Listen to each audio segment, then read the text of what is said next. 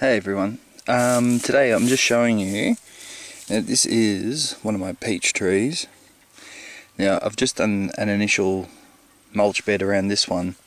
You can see it isn't going, the radius isn't too far out. It's going to go about double what it actually is right out to here.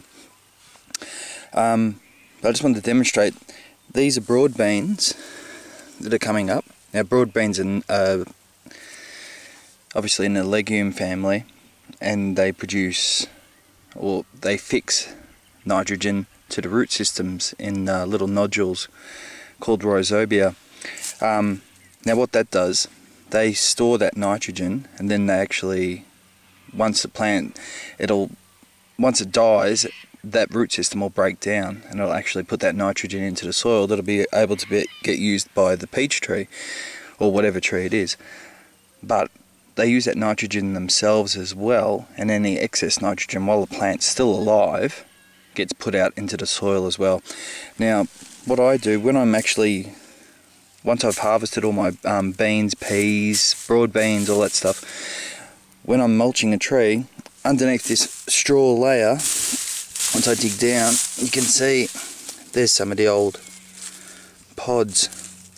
Now when I'm collecting my seed, I keep all the pods and I use them underneath the mulch to break down to contribute to the soil underneath the trees. So what happens is when I put these in, there's also, I chuck in a couple of seeds as well. So what I want is for this to happen. So I want these broad beans to pop up, so they'll bring a good amount of nitrogen, I should say, into the soil. The root system of the actual tree will take it on. And once it's actually grown a bit, I'm not actually growing them to actually get broad beans, although I could do that and just let them go.